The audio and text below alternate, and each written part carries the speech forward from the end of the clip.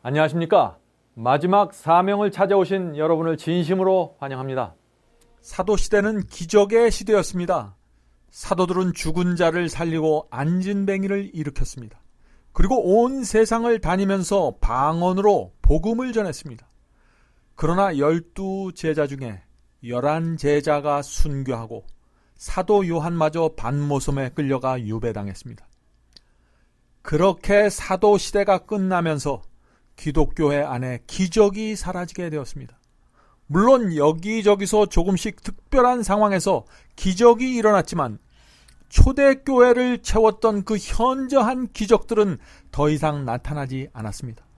초대교회 시대가 지나가면서 방언도 사라져버리고 말았습니다.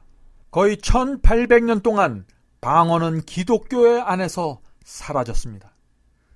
그런데 놀라운 사실은 말세가 되면서 갑자기 방언이 전 세계적으로 거의 모든 교파에서 홍수처럼 밀려들고 있는 것입니다.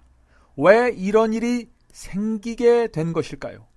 지금 우리가 공부하고 있는 이 방언 시리즈의 마지막 시간이 되면은 우리는 이런 질문에 대한 분명한 답을 찾게 될 것입니다.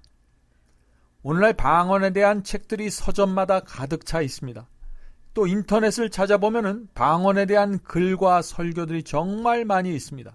그런데 그런 모든 것을 찾아서 살펴보면 한 가지 분명한 흐름을 우리가 발견하게 되는데, 그것은 방언에 대한 의견이 크게 두 가지로 나누어진다는 것입니다. 방언에 대한 두 가지 견해가 있습니다. 그런데 이 두 가지 견해가 너무나 서로 반대되는 주장이고, 또 그들이 근거로 제시하는 성경절도 전혀 다르기 때문에 마치 서로 만날 수 없는 평행선을 바라보는 것처럼 그렇게 우리가 느끼게 됩니다. 첫 번째 견해는 우리가 지난 시간에 배웠던 것이죠. 방언은 외국어다라는 견해입니다.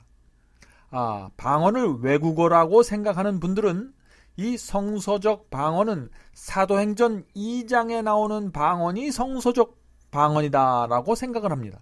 또 오순절 때 제자들이 받았던 방언이 진짜 방언이라는 주장을 합니다.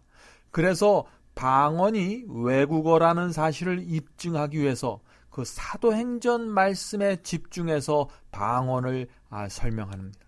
두 번째 견해가 있습니다. 두 번째 견해는 방언은 알아들을 수 없는 말이다라는 견해입니다. 이분들은 방언은 외국어가 아니라고 말합니다. 방언은 알아들을 수 없는 하늘의 언어이기 때문에 사람이 알아들을 수 없다라고 말을 합니다. 오늘날 교회에서 하는 방언은 거의 모두 이 두 번째 견해에 속합니다. 그래서 이 두 번째 견해를 가진 분들은 오늘날 교회에서 하는 방언은 사도시대 고린도 교회의 교인들이 하던 방언이라는 말을 하는 것입니다. 그래서 이런 분들은 그 방언을 입증하기 위해서 고린도전서 14장의 말씀을 가장 많이 강조하면서 설교하고 있는 것입니다. 자, 이 두 가지 견해 중에 어떤 것이 진리일까요? 첫 번째 견해에 대해서는 우리가 지난 시간에 살펴봤으니까 이번 시간에는 두 번째 견해에 대해서 집중해서 좀 살펴보기로 하겠습니다. 지금 이 말씀을 듣는 분들 중에 어떤 분들은 방언을 하거나 들어보신 적이 있을 것입니다. 그러나 어떤 분들은 방언에 대해서 전혀 경험이 없는 분들도 계실 것입니다. 그래서 먼저 오늘날 교회에서 하는 방언을 좀 들어보도록 하겠습니다. 자, 여러분들 한국 사람들이 하는 방언은 많이 들어보셨죠? 그래서 오늘 이 시간에는 미국 사람들이 하는 방언을 제가 좀 들려드리도록 하겠습니다. 자, 미국 사람들은 방언을 어떻게 할까요?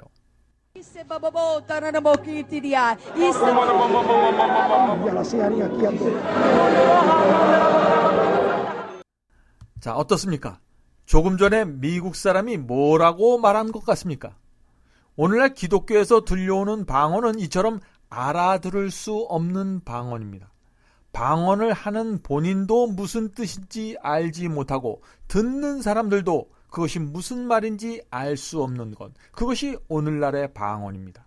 대개 방언을 하는 분들은 뜨거운 감정에 휩싸이게 됩니다. 자, 그렇다 보니까 뜨거운 그 체험과 현실 속에서 어쩔 수 없이 이런 고민들을 하게 됩니다. 자, 그것은 이런 고민입니다. 나는 교회에서 성령을 뜨겁게 체험했습니다.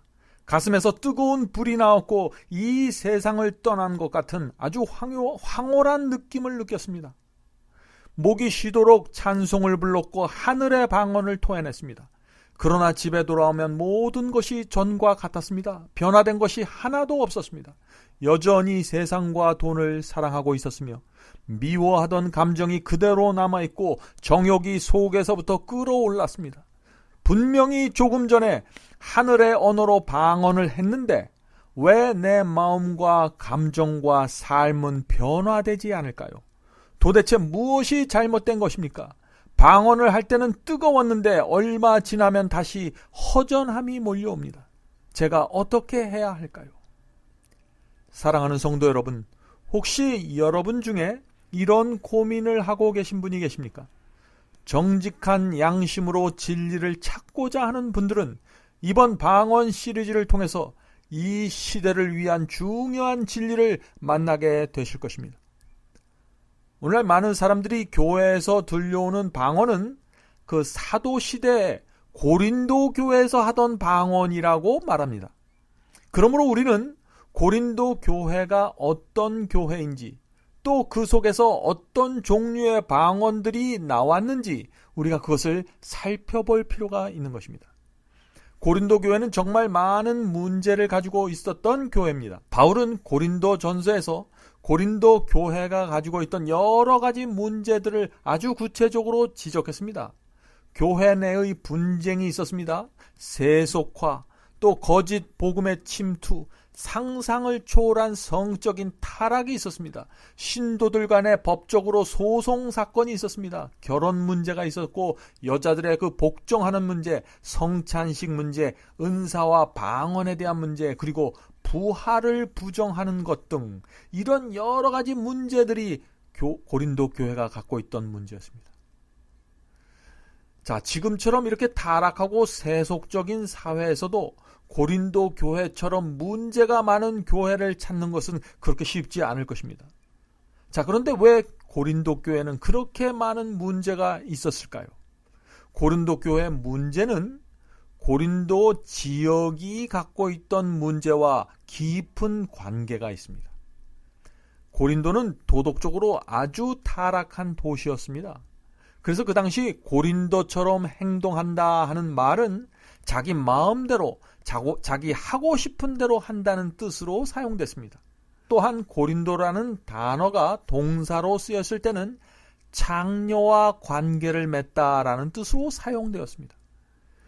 이렇게 고린도라는 그 지역은 아주 타락한 곳이었습니다. 그 고린도가 그렇게 타락하게 된 이유 중에 하나는 고린도시 중앙 높은 곳에 아프로디테라는 신전이 있었기 때문입니다. 아프로디테라는 것은 라틴어로 비너스라는 말입니다. 그래서 이 비너스를 섬기는 신전에는 그 당시 1000여 명의 여자 사제들이 예배 의식을 드렸는데 그들이 성욕을 불태우면서 드렸습니다. 그 당시 고린도시에 있던 그 여자 사제들의 음란한 종교 의식에 대해서 성경 주석가인 크리스 웰 박사는 이렇게 말했습니다.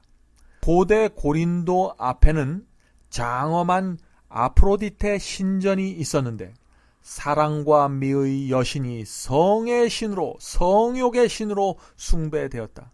신전에는 여사제들이 이교적인 음란한 종교 의식을 집전함에 따라 무아경의 광란 속으로 빠져 들어가게 되었다. 음란한 광란에 빠진 여자 사제들은 다른 사람들이 알아듣지 못하는 방언을 말했는데 그런 광경은 그리스 로마 시대에는 아주 흔한 것이었다. 고린도시는 고대로부터 내려온 이방 종교의 방언이 창궐하던 곳이었습니다. 자, 이교도의 방언이란 무엇일까요? 이 광란의 상태에서 알아듣지 못하는 주문과 지절거림을 하는 것입니다. 자, 그런데 문제는 오늘날 기독교에도 전혀 우리가 알아들을 수 없는 방언을 하고 있다는 것입니다. 물론 기독교인들이 하는 방언을 그 당시 이교의 신전에서 하던 방언과 똑같다고 말할 수는 없지만 오늘날 교회에서 들려오는 방언도 이교도의 방언처럼 말하는 사람도 그 뜻을 모르고 듣는 사람들도 그 의미를 전혀 알 수 없다는 점에 있어서는 동일한 것입니다. 많은 사람들이 알아듣지 못하는 방언을 하면서 우리가 하는 방언은 고린도 교회에서 했던 방언입니다 라고 말하고 있는 것입니다. 정말 그럴까요? 아닙니다. 바울은 온갖 고생을 하면서 고린도 교회를 개척하고 세웠던 분이십니다. 바울은 그 당시 고린도 지역을 휩쓸고 있던 이방 종교의 여사제들이 어떤 방언을 했는지 너무나 잘 알고 있습니다. 무아지경 속에서 환각제를 들이키면서 하던 그들의 방언이 어떤 것인지 너무나 잘 알고 있었던 것입니다. 그런 바울이 알아듣지 못하는 그 우상 숭배자의 지절거림과 같은 방언을 성령의 은사로 인정하실까요? 결코 그럴 수 없는 것입니다. 고린도전서 14장을 살펴보면 우리는 거기서 두 가지 사실을 분명하게 확인할 수 있습니다. 첫 번째는 사도 바울은 단 한 번도 고린도 교인들이 하던 방언이 이교도들이 하던 방언이라고 말하지 않았습니다. 또한 성령의 은사가 아니라고 말하지도 않았습니다. 다만 고린도 교인들이 방언을 잘못된 방법으로 사용하고 있음을 책망하셨습니다. 또 그 문제를 고치라고 조언했습니다. 그래서 사도 바울은 고린도 교인들이 하던 그 알아듣지 못하는 방언에 대해서 매우 부정적인 입장을 취했습니다. 고린도전서 14장 전체를 살펴볼 때 단 한 번도 고린도 교인들이 하던 그 방언을 칭찬하거나 지지하지 않았습니다. 단지 그들이 하는 그 방법을, 태도를 고치라고 책망하고 조언했던 것입니다. 자, 이제부터 바울이 고린도전서 14장에서 방언에 대해서 어떤 말을 했고 그들에게 무엇을 지적했는지 성도 여러분의 눈과 귀로 직접 확인하면서 들어보시기 바랍니다. 고린도 교회 방언에 대해서 사도 바울은 아주 부정적이었다는 사실을 여러분들이 쉽게 확인할 수 있을 것입니다. 자, 그럼 이제부터 5절부터 전체를 한번 살펴보도록 하겠습니다. 고린도전서 14장 5절입니다. 방언을 말하는 자가 만일 교회의 덕을 세우기 위하여 통역하지 아니하면 예언하는 자만 못하리라. 자, 이 말씀이 무슨 뜻인가요? 방언을 통역하라는 것입니다. 고린도 교인들이 방언을 하는데 통역하지 않으니까 알아들을 수 없었던 것입니다. 그래서 7절에도 방언의 문제를 바울은 이렇게 지적하고 있는 것입니다. 그 음의 분별을 내지 아니하면 피리 부는 것인지 검은 고 타는 것인지 어찌 알게 되리요. 자, 이것은 무슨 뜻인가요? 고린도 교인들이 방언을 하는데 피리인지 검은 고인지 도무지 알 수 없게 한다는 것입니다. 자, 9절에 나오는 말씀을 살펴보면은 사도 바울이 지금 무엇을 말하고 있는지 좀 더 정확하게 알 수 있습니다. 자, 9절입니다. 이와 같이 너희도 혀로서 알기 듣기 쉬운 말을 하지 아니하면 그 말하는 것을 어찌 알리오. 이는 허공에다 말하는 것이라. 자, 분명하지 않습니까? 아무리 방언을 해도 상대방이 알아듣지 못하게 하면은 허공에 소리치는 것과 같다는 것입니다. 아무 소용이 없다는 것이죠. 알아듣지 못하는 방언에 대한 이 바울의 책망은 점점 더 심해집니다. 10절 11절을 보겠습니다. 세상의 소리의 종류가 이같이 많되 뜻없는 소리는 없나니 그러므로 내가 그 소리의 뜻을 알지 못하면 내가 말하는 자에게 야만이 되고 말하는 자도 내게 야만인이 되리니. 자, 바울은 알아듣지 못하는 방언을 하는 사람을 무엇이라고 말했습니까? 야만인이라고 했습니다. 왜 야만인이라고 했을까요? 자, 현대인 성경이라는 번역본이 있는데요. 그 성경에는요, 아주 분명하게 번역되어 있습니다. 10절, 11절의 말씀을 현대인 성경으로 읽어보겠습니다. 만일 내가 어떤 사람의 말을 알아듣지 못한다면 내가 말하는 사람에게 외국인처럼 되고 그도 나에게 외국인처럼 될 것입니다. 자, 얼마나 분명합니까? 여기는 외국인이라고 했습니다. 외국어를 말하는 것이라고 말했습니다. 프랑스 사람이 한국 사람들 앞에서 프랑스 말로 기도하고 설교하면 어떻다는 얘기인가요? 외국어로 들린다는 것이에요. 한국 사람들이 전혀 알아들을 수 없다는 것입니다. 그래서 13절에서 방언을 할 때는 꼭 통역을 하라고 하는 것입니다. 13절 읽겠습니다. 13절 방언을 말하는 자는 통역하기를 기도할지니. 자, 14절입니다. 만일 방언으로 기도하면 나의 마음은 열매를 맺히지 못하리라. 자, 방언으로 기도하면 왜 마음에 열매를 맺지 못하게 될까요? 어떤 사람이 우리가 알아듣지 못하는 독일어로 기도하면 어떻습니까?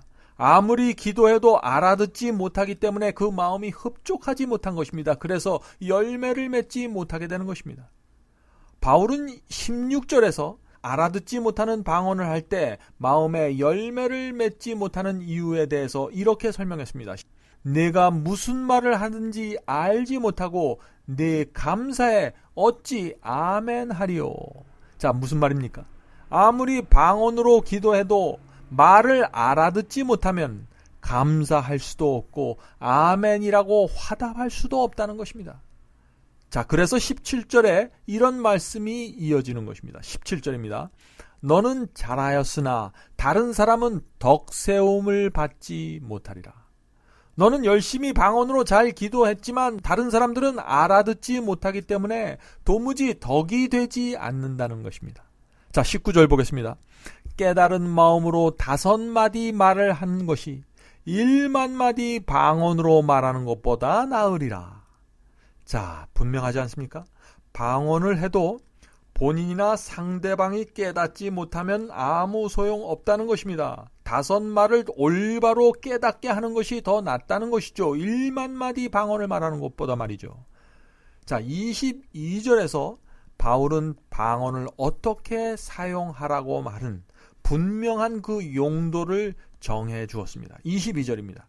방언은 믿는 자들을 위하지 않고 믿지 아니하는 자들을 위하는 표적이나. 방언의 용도가 무엇이라고 했습니까? 믿지 않는 자들을 위한 것이라고 했습니다. 자, 그런데 22절에서 방언은 믿지 않는 자들을 위한 표적이라고 했는데, 자, 이 표적이라는 말이 무슨 뜻입니까? 예수께서는 복음 전파를 12 제자들에게 맡기시고 하늘로 승천하셨습니다. 그런데 이 제자들은 어떤 사람들입니까? 제대로 교육을 받지 못했던 좀 무식하고 평범한 사람들이었습니다.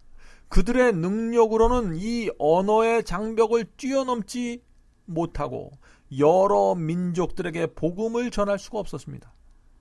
그런데 갈릴리 사람인 이 예수님의 제자들이 그 성령의 은사를 통해서 방언을 받아갖고 유창한 외국어로 말씀을 전하게 된 것입니다. 그러니까 어떤 일이 생겼을까요? 이 방언 때문에 그 제자들이 전하는 복음이 하늘로부터 내려왔다는 표적이 되었던 것입니다. 그래서 베드로가 한 번 설교하니까 수천 명이 복음을 받아들이고 회개하는 역사가 일어날 수 있었던 것이죠. 방언은 믿지 않는 사람들에게 사용되는 표적이 되는 것입니다. 그런데 오늘날에는 어떻습니까? 교회 안에서 이미 복음을 받아들인 믿는 자들끼리 모여서 서로 알아듣지 못하는 방언을 하고 있는 것입니다. 문제가 참 많죠? 23절에서 그런 식으로 방언을 하는 고린도 교인들을 향해서 아주 심한 책망을 하게 됩니다. 오늘날 알아듣지 못하는 방언을 하는 분들은 이 말씀을 무겁게 좀 받아들일 필요가 있는 것입니다. 23절 읽겠습니다. 그러므로 온 교회가 함께 모여 다 방언으로 말하면 무식한 자들이나 믿지 아니하는 자들이 들어와서 너희를 미쳤다 하지 아니하겠느냐. 자, 이게 무슨 뜻입니까? 고린도 교회 온 교인들이 모여서 서로 알아듣지 못하는 방언을 하고 있는데 교회 밖에 있는 무식한 사람, 즉 외국어를 알아들을 수 없는 사람이나 또 세상 사람들이 그 모습을 지켜본다면 뭐라고 하겠는가 하는 것이죠. 미쳤다고 말할 것이라 하는 것이 바울의 말씀입니다. 정말 심한 책망입니다. 고린도전서 14장은요, 알아듣지 못하는 방언에 대한 책망의 말씀입니다. 결코 이 말씀은 칭찬이나 격려가 아닙니다. 그런데 참 이상한 것은 이 고린도전서 14장 말씀을 알아듣지 못하는 방언을 하라는 칭찬이나 격려로 해석하고 또 그렇게 설교하는 분들이 많으니 참 이상하죠? 계속해서 14장 27절 말씀을 살펴보도록 하겠습니다. 27절입니다. 만일 누가 방언으로 말하거든 두 사람이나 세 사람이 순서를 따라하고 한 사람이 통역할 것이요. 자, 이게 무슨 말입니까? 방언을 하되 여기저기서 동시에 하지 말고 순서대로 하라는 뜻입니다. 그리고 반드시 한 사람은 통역을 하라는 것입니다. 그래야만 알아들을 수 있기 때문입니다. 자, 그런데 만일 통역하는 사람이 없으면 어떻게 해야 할까요? 바울은 이렇게 말합니다. 28절입니다. 만일 통역하는 자가 없거든 교회에서는 잠잠하고. 자, 입을 다물고 방언을 하지 말라는 것입니다. 통역하는 사람이 없으면 말이죠. 그러면서 33절에서 바울은 이렇게 말합니다. 하나님은 어지러움의 하나님이 아니시오. 그리고 14장 40절입니다. 마지막 절에서 바울은 이렇게 말합니다. 모든 것을 적당하게 하고 질서대로 하라. 이것이 14장을 마치면서 하는 말씀입니다. 사랑하는 성도 여러분, 우리는 고린도전서 14장을 지금 전체적으로 살펴봤습니다. 사도 바울이 14장에서 지금 무엇을 말하고 있는 것입니까? 방언을 하지만은 통역을 해서 올바로 사용하라는 것입니다. 오늘날 대부분의 교회에서 말하는 것처럼 방언은 하늘의 언어이기 때문에 알아들을 수 없는 것이 당연하다는 의미가 전혀 없습니다. 단 한 말씀도 그런 뜻이 없습니다. 고린도 지역의 이교도들은 그들의 신전에서 무아지경 속에서 알아듣지 못하는 방언을 했던 것입니다. 그런데 고린도 교인들이 하나님의 교회 안에서 무질서하게 알아듣지 못하는 방언을 하면서 예배 드리고 있었던 것입니다. 그래서 바울이 그렇게 하지 말라고 책망한 내용이 고린도전서 14장의 내용이다 하는 것입니다. 자, 그렇다면은 여기서 우리는 한 가지 질문을 생각하게 되는데, 그 질문은 고린도 교인들은 왜 방언을 알아들을 수 없게 했을까라는 질문입니다. 왜 방언을 했는데 알아듣지 못하게 했을까요? 고린도 지역에는 두 개의 유명한 국제 항구가 있었습니다. 고린도는 여러 민족과 인종의 왕래가 많았기 때문에 다양한 외국어가 사용되던 지역이었습니다. 그래서 고린도 교회도 여러 다른 언어를 사용하는 사람들이 모이게 되었고 예배에 혼란이 생기게 된 것입니다. 가장 큰 문제는 통역이었습니다. 서로 알아듣지 못하는 것이 문제였습니다. 그래서 바울이 통역하지 아니하면 예언하는 자만 못하다 했고, 또 너희가 혀로서 알아듣기 쉬운 말을 하지 아니하면 그 말하는 것을 어찌 알리오? 이는 허공에다 말하는 것이라 라고 한 것입니다. 또 뭐라고 했습니까? 그 소리의 뜻을 알지 못하면 내가 말하는 자에게 야만인이 되고 말하는 자도 내게 야만인이 되리니 방언을 말하는 자는 통역하기를 기도할지니 라고 말씀했던 것입니다. 사랑하는 성도 여러분, 이제 고린도 교회의 상황이 조금 보이십니까? 바울은 많은 사람들이 이해하지 못하는 방언을 서로 나누게 될 때 통역을 해야 되는데, 통역하는 사람이 없을 때는 차라리 조용히 자기 자신과 대화하고 하나님과 묵상함으로 교통하라고 조언했던 것입니다. 그래서 28절에 이런 말씀이 나오는 것입니다. 만일 통역하는 자가 없거든 교회에서 잠잠하고 자기와 및 하나님께만 말할 것이요. 자, 바울이 왜 이런 조언을 했다고 했습니까? 왜냐하면 사람들이 알아듣지 못하는 방언으로 무질서하게 예배 드리는 것은 경건한 예배가 아니기 때문에 그런 조언을 했던 것입니다. 또한 다른 사람들을 위한 배려와 예의가 아니기 때문에 그런 말씀을 했던 것입니다. 그런데 오늘날 기독교에서는 알아듣지 못하는 말을 계속해서 반복하는 것을 방언이라고 부르고 있는 것입니다. 오늘날 교회에서 들려오는 방언을 한 번 더 들어보시겠습니까?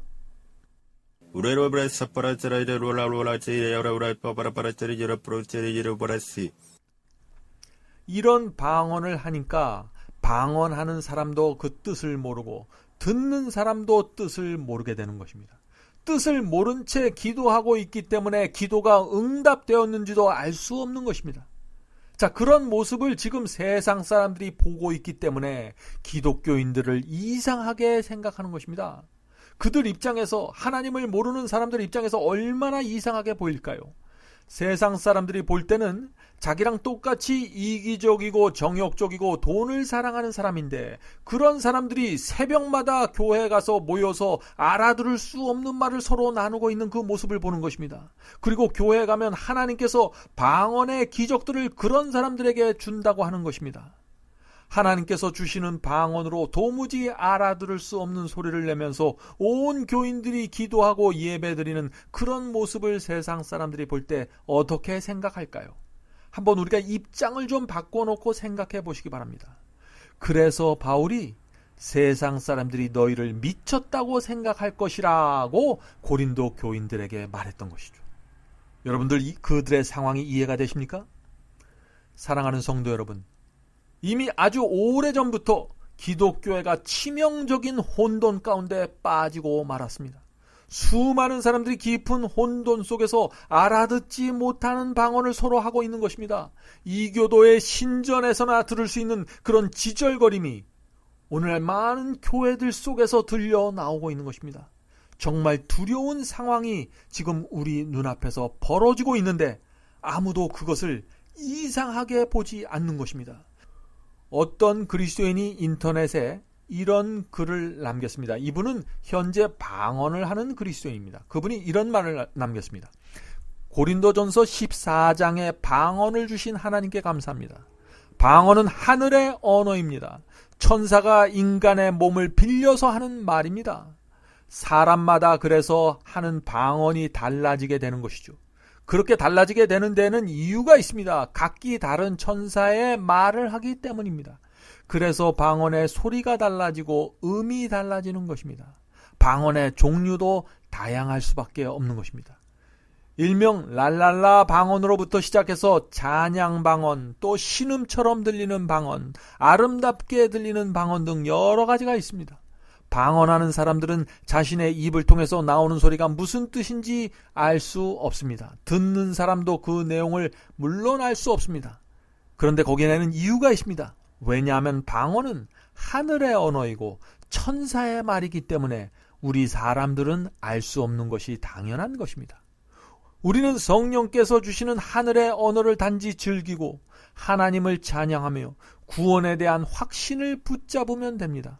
고린도 교인들이 하던 방언을 2000년이 지난 후에 내가 할 수 있다는 사실이 저는 너무나 감격스럽습니다.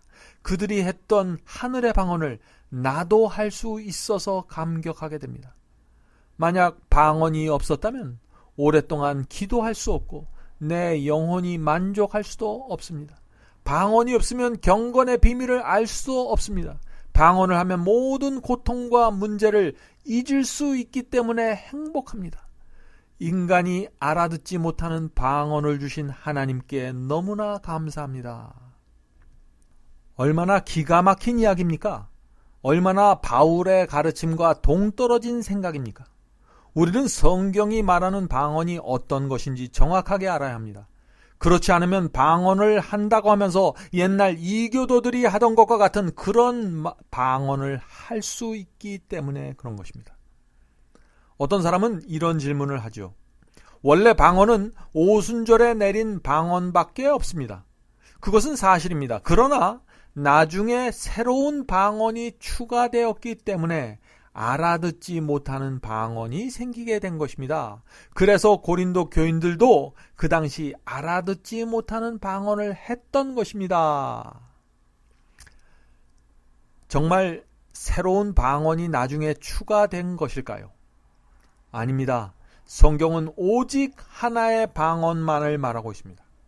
고린도 전서는 바울이 AD 57년에 기록한 편지서입니다. 또 사도행전은 AD 62년에 누가가 기록한 말씀입니다. 사도행전이 고린도 전서보다 나중에 기록된 책인데 우리가 지난 시간에 살펴봤던 것처럼 사도행전에 나오는 방언은 모두 외국어였습니다. 그것은 분명한 사실입니다. 거의 모든 성경학자들이 사도행전에 나오는 방언은 외국어라는 사실에 동의합니다. 그래서 사도 베드로도 고넬료 가족들이 받았던 방언을 지적하면서 우리에게 처음 내렸던 방언이라고 말했던 것입니다. 자, 그 말씀을 읽어볼까요? 사도행전 11장 15절에 그 말씀이 있습니다. 내가 말을 시작할 때, 자, 베드로가 말을 시작하는 것입니다. 지금 이 장면은 베드로가 고넬료와 그 가족들에게 복음을 전하기 위해서 대면하는 장면입니다. 내가 말을 시작할 때 성령이 저희에게 임하시기를, 저희가 누굽니까? 고넬료와 집안 사람들이죠. 고넬료의 가족들입니다. 성령이 저희에게 임하시기를 처음 우리에게 하신 것과 같이 하느니라. 자, 여기 성령께서 처음 우리에게 하신 것과 같이 했다고 했는데 이 말씀이 무슨 뜻인가요? 고넬료와 그 집안 사람들이 받은 방언은 제자들이, 베드로가 처음 받았던 방언, 다시 말해서 오순절 때 처음 받았던 그 방언과 동일하다는 뜻입니다. 그러므로 이 베드로가 받았던 방언과 고넬료가 받았던 방언이 모두 이해할 수 있는 언어, 즉 외국어라는 사실이었습니다. 이 이방인 고넬료는 로마 사람이었습니다. 그런데 베드로는 유대인이었죠. 아람어를 사용했습니다. 그러나 이 방언의 은사가 내리게 되면서 그곳에 있던 유대인들과 베드로가 고넬료와 그 집안 사람들의 말을 이해할 수 있게 된 것입니다. 사도행전의 저자는 사도행전 10장 46절에서 그들이 방언을 말하며 하나님을 높임을 들었다고 기록한 것입니다. 방언의 은사를 받아서 서로 소통할 수 있게 되었고 베드로가 복음을 전할 수 있게 되었다 하는 것입니다. 오늘 말씀을 들었던 분들 중에 혹시 현재 방언을 하고 계신 분들이 계십니까? 오늘 말씀이 그런 분들에게는 마음의 상처가 될 수도 있습니다. 그러나 우리는 기억해야 합니다. 하나님의 말씀은 때때로 날선 검 같아서 우리 마음에 깊은 아픔을 줄 수도 있다는 사실을 말입니다. 특별히 그 하나님의 말씀이 내가 가지고 있던 경험이나 체험과 어긋날 때는 참 마음이 아플 때가 있습니다. 그러므로 우리가 조용한 시간을 내어서 기도해야 합니다. 양심 깊숙한 곳에서 들려오는 성령의 음성을 들어보아야 합니다. 우리가 성령의 음성을 들으면 이런 고민을 할 수 있게 되는 것입니다. 내가 정말 성령을 받은 것일까? 정말 구원받은 것일까? 왜 교회에 가면 믿음이 하늘 높이 올라가는데 집에 돌아오면 똑같은 생활이 반복되는 것일까? 왜 하늘의 은사인 방언을 하는데 용서받지 못하는 정신이 그대로 있고 왜 아직도 경쟁과 시기에 붙잡혀 있을까? 왜 아직도 자랑과 과시하고 싶은 욕망을 떨쳐버리지 못하고 세상에서 인정받고 싶은 마음에 이렇게 끌려다니게 되는 것일까? 왜 아직도 세속적인 일들이 재미있는 것일까? 교회에서 방언을 할 때 나를 황홀하게 했던 그 감정이 왜 이렇게 빨리 사라지는 것일까? 왜 구원에 대한 확신이 쉽게 흔들려 버리는 것일까? 왜 양심의 소리가 자꾸 나를 책망하고 있는가? 정말 나 같은 사람에게도 하나님께서 성령을 주시고 방언을 허락하시는 것인가? 사랑하는 성도 여러분, 성경 말씀과 예언을 모르고 회개와 의의 열매가 맺히지 않은 사람들에게도 지금 방언이 터져 나오고 있는 것입니다. 심지어 교회 다닌 지 며칠 되지 않았음에도 불구하고 방언과 기적을 체험하고 있는 사람들이 오늘날 교회 속에 많이 있는 것입니다. 그런 분들 주변에서 초자연적인 현상이 일어나고 있는 것입니다. 심지어 어떤 사람들은 배우자 몰래 부적절한 관계를 갖고 있으면서도 방언을 하고 있다는 것입니다. 바람을 피우면서도 방언을 하고 있다는 것입니다. 우리가 이런 모습을 어떻게 받아들여야 할까요? 다음 시간에도 오늘날 기독교에서 들려오는 방언에 대해서 우리가 살펴보려고 합니다. 방언에 대한 오해를 낳는 몇 가지 성경절이 있습니다. 대부분 문제가 그 성경절들에서 비롯되고 시작됩니다. 그러므로 다음 시간에 여러분들은 꼭 참석하셔야 됩니다. 다음 시간에는 방언이 정말 하늘의 언어이고 천사의 말인지 살펴볼 것입니다. 정말 방언은 우리가 알아들을 수 없는 소리이고 언어인지 살펴볼 것입니다. 사랑하는 성도 여러분, 지금은 깨어서 기도하고 말씀을 깊이 연구해야 할 때입니다. 사단이 우는 사자처럼 성도들을 미혹하고 있습니다. 더 이상 세상을 사랑하고 돈에 붙잡혀서 살아갈 때가 아닙니다. 지금은 세상을 포기하는 것이 어떤 것이고 참된 중생의 경험이 무엇인지 알아야 할 때입니다. 비록 이 땅에 살지만 하늘을 바라보며 사는 성도들이 하늘에 가게 될 것입니다. 그럼 다음 시간에 뵙겠습니다. 안녕히 계십시오.